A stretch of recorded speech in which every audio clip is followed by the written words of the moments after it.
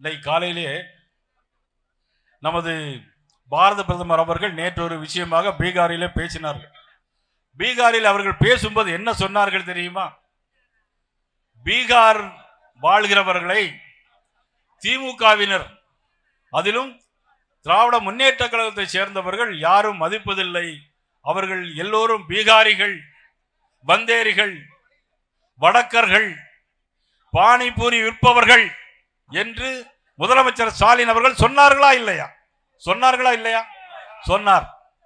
பீகாரிகளை வடக்கர்கள், பந்தேரிகள், பூனிபாரி விற்பவர்கள் என்று சொன்னார்களா இல்லையா ஸ்டாலின்? இன்னைக்கு அதை மடைமாற்று ஏதோ தமிழர்களை இழிவுபடுத்து பேசுவது போல் பிரைம் மினிஸ்டர் பேசினதாக சொல்லி இருக்கிறார். எவ்வளவு மோசமான செயல்!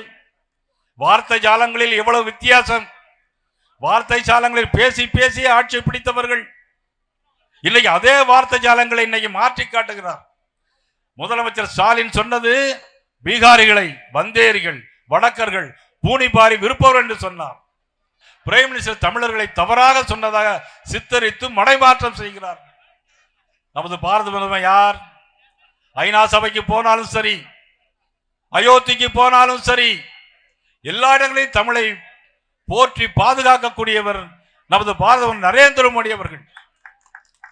காசியிலே தமிழ் சங்கம் நடத்தி காட்டியவர், குஜராத்திலே தமிழ் சங்கம் நடத்தி காட்டியவர், திருக்குறளை 53 மொழிகளில் மொழிபெயர்த்தவர், பனாரஸ் பல்கலைக்கழகத்திலே தமிழுக்கென ஒரு இருக்கையை நடத்தி காட்டியவர். எங்கு போனாலும், எந்த நாட்டிற்கு போனாலும், என்னுடைய நாட்டில் தமிழ் என்று ஒரு மொழி இருக்கிறது, அதற்கென்று 5000 ஆண்டுகளுக்கு முன்னாலே உள்ள கலாச்சாரமும் பண்பாடும் இருக்கிறது என்று அவர்கள் கோடிட்டு காட்டியிருக்கிறார்கள். அண்ணன் KS ராதாகிருஷ்ணன் கூட அவருடைய பதிவிலே டெய்லி போட்டுக்கிட்டே இருக்கிறார். அந்த அளவிற்கு தமிழை நேசிப்பவர், போற்றி பாதுகாக்கக்கூடியவர் நமது பாரத பிரதமர் நரேந்திர மோடி அவர்கள்.